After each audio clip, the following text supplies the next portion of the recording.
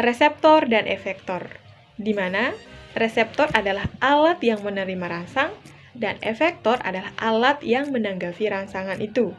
Maksud dari reseptor adalah bagian dari sistem saraf yang bertugas menerima rangsang dan mengubah rangsangan yang diterimanya menjadi info sensorik, di mana stimulasi pada suatu reseptor merupakan informasi terjadinya perubahan dari lingkungan internal maupun eksternal pada tubuh terhadap sistem saraf pusat.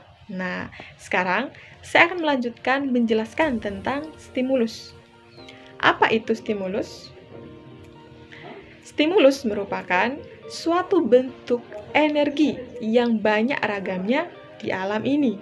Nah, bentuk energinya itu yaitu ada termis, ada derajat suhu, ada energi kemis Bohr, ada rasa kadar, ada CO2, ada cahaya. Nah, bentuk energi khusus yang memberikan rangsangan paling peka terhadap reseptor disebut rangsangan adekuat, di mana rangsangan adekuat ini terdapat pada kulit yang sangat sensitif. Jadi maksud dari rangsangan adekuat ini adalah rangsangan yang sangat peka terhadap rangsangan. Jadi, tadi udah saya jelaskan reseptor itu apa, dan rangsangan yang paling peka terhadap reseptor itu adalah rangsangan adekuat. Kemudian, respon yang diberikan reseptor sensoris merupakan balasan untuk adanya stimulus. Rangsangan yang mampu stimulus respon yang diberikan reseptor sensoris merupakan balasan untuk adanya stimulus rangsangan yang mampu mengantisipasi rangsangan tersebut. Nah, baiklah. Saya akan melanjutkan materinya, yaitu ada 4 peristiwa agar sensasi dapat timbul atau rangsangan itu dapat timbul.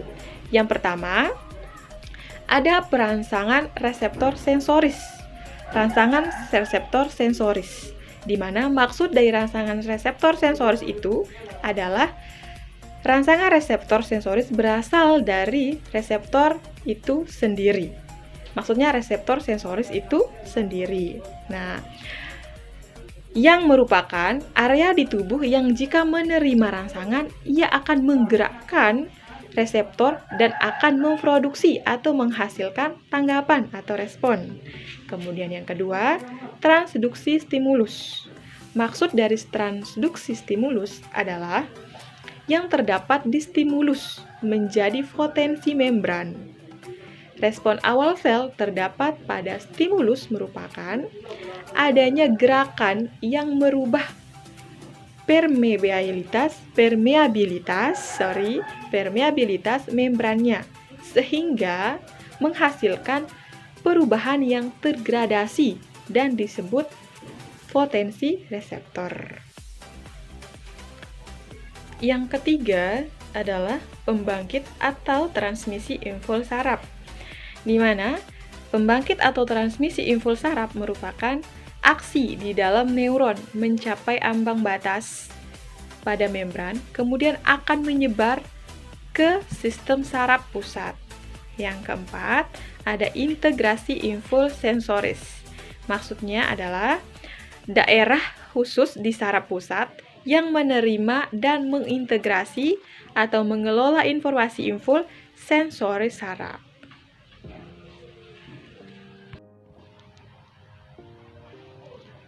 Selanjutnya, reseptor berdasarkan jenis rangsangan yang diterimanya, yaitu ada 6.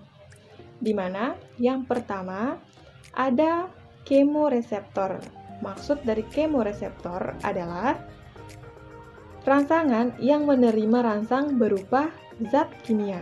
Jadi, kemoreseptor ini adalah suatu rangsangan yang menerima rangsangan berupa yaitu zat kimia. Kemudian yang kedua, termoreseptor.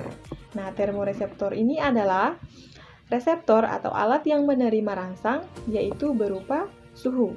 Jadi, termoreseptor adalah alat reseptor yang menerima rangsangan berupa suhu. Kemudian yang ketiga, ada mekanoreseptor, di mana mekanoreseptor ini adalah menerima rangsangan berupa mekanik. Jadi jelas ya, mekanoreseptor adalah menerima zat atau alat yang menerima rangsangan berupa mekanik. Kemudian yang keempat ada totereseptor. Nah, untuk totereseptor ini adalah menerima rangsangan berupa cahaya. Jadi, totereseptor adalah alat atau reseptor yang menerima rangsangan berupa cahaya. Kemudian yang kelima, ada magnetoreseptor. Nah, kalau magnetoreseptor ini adalah yang menerima rangsangan berupa magnet. Jelas ya, magnetoreseptor yang menerima rangsangan berupa magnet. Kemudian ada flektoreseptor. Kalau flektoreseptor ini menerima rangsangan berupa listrik. Jadi flekto itu listrik.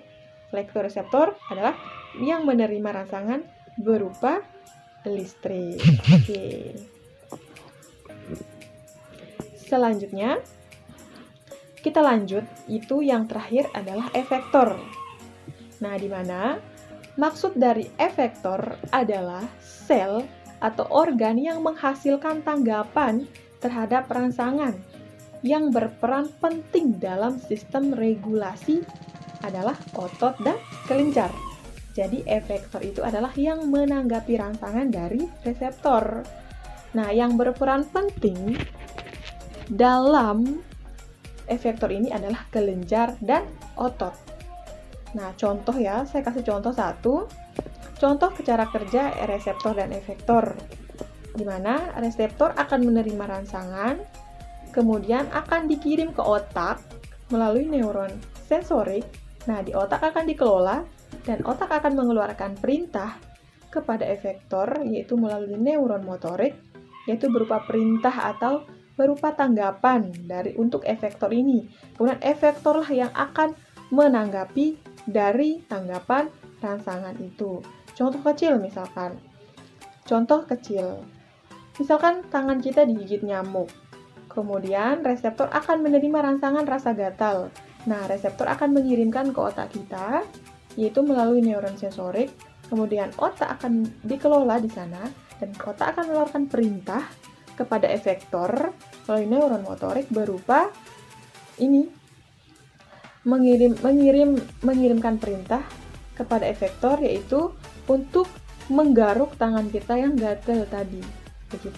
Begitulah cara kerja reseptor dan efektor. Reseptor yang menerima rangsang, efektor yang menanggapi rangsangan.